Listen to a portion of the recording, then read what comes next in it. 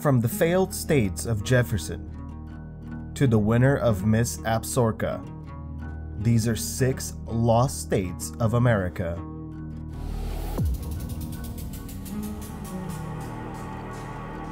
Number 6. Westsylvania, 1700s.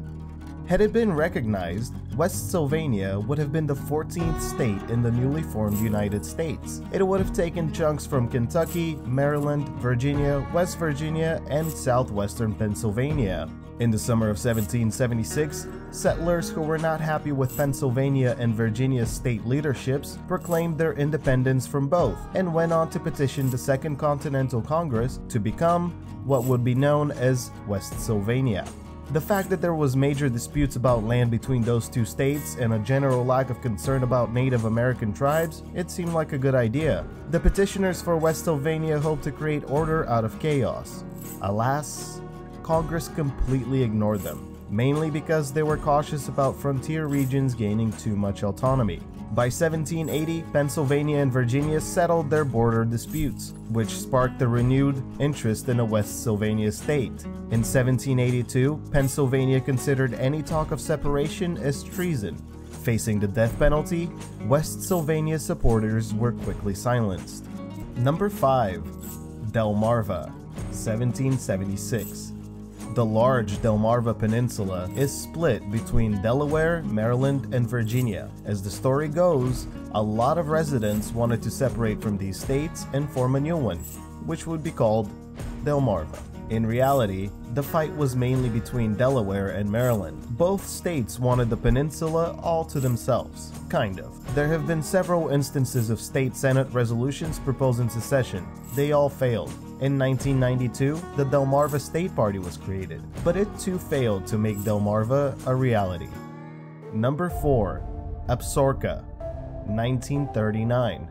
What do parts of Montana, South Dakota, and Wyoming have in common? They all contemplated secession and statehood in 1939, thus the name ab-SOHR-ka.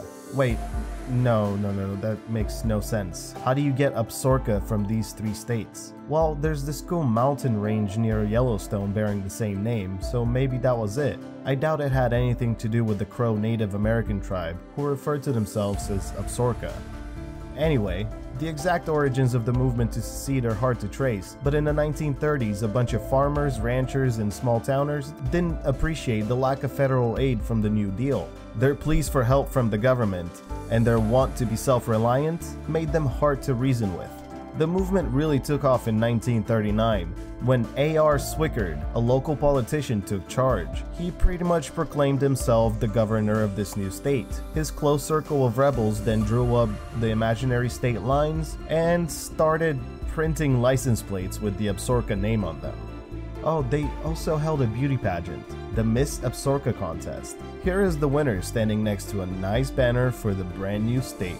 ab-SOHR-ka even went as far as having a state visit from none other than the King of Norway, who was touring southeast Montana at the time. At some point, the bigwigs in Cheyenne, Wyoming caught wind of this movement, and they agreed to funnel more funds towards the pissed-off farmers. Pretty soon, the USA was part of another war, and the ab-SOHR-ka movement died out.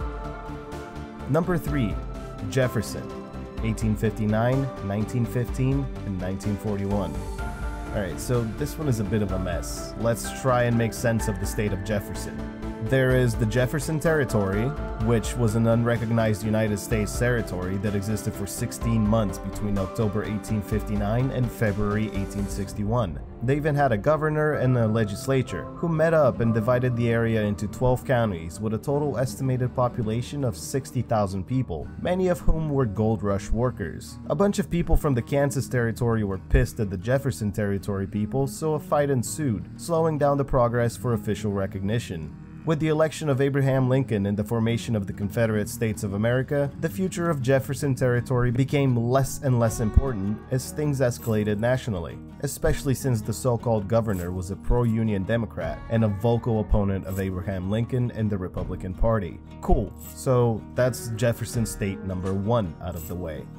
Let's move on to Jefferson State 2, when the Republic of Texas, yeah, that was a thing for a while as well, was annexed to the United States in 1845, a provision in the bill allowed for the creation of 4 new states from the territory. Jefferson State was the name of one of those proposed new states. While plans for splitting up Texas were also put on the back burner because of the Civil War. Some bills were introduced by Texas legislators in the 1870s all the way up to 1906, but nothing came out of them. The state of Texas was safe.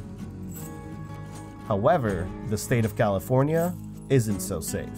Welcome to Jefferson State number 3, a state that would span the mostly rural areas of Northern California and Southern Oregon. This is what people think of when they hear the words Jefferson State.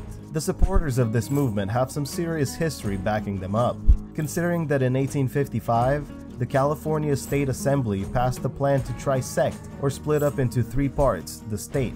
Then, in 1859, the legislature and governor of California approved the split of California on the 36th parallel north.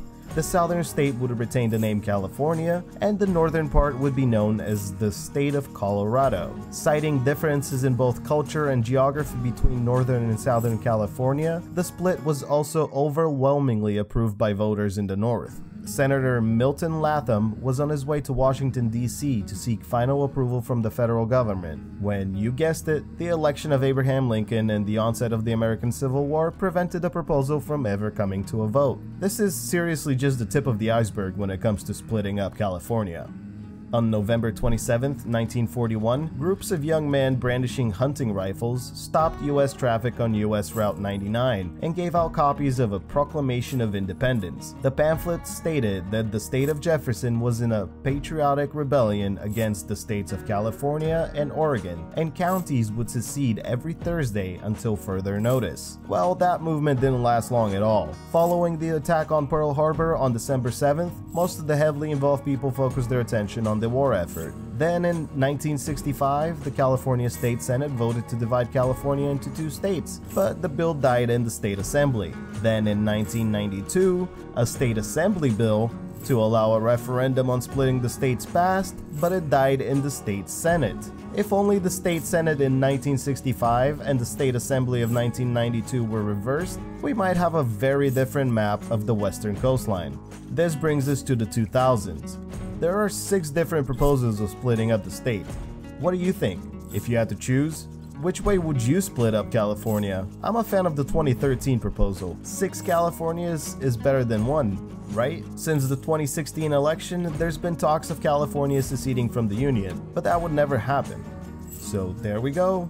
Those are the 3 different proposed Jefferson states. Number 2, Lincoln State, 1865 and 1869. It's kinda crazy that there isn't a state named after Abraham Lincoln, isn't it? Since the end of the Civil War in 1865, there have been 14 new states admitted to the Union. The 1865 proposal of Lincoln State encompassed most of present-day Idaho, Washington, and Oregon. The proposal had too little to do with independence and a lot to do with taxes and expenses. The latest proposal came in 2005, with the creation of a Northern Idaho. Remember that whole thing with Texas, the split up, Reconstruction era, blah blah blah blah blah? Another of the proposed states splitting up Texas was Lincoln State. This one was actually presented to the United States Congress, but it too failed. Number 1, Deseret, 1849.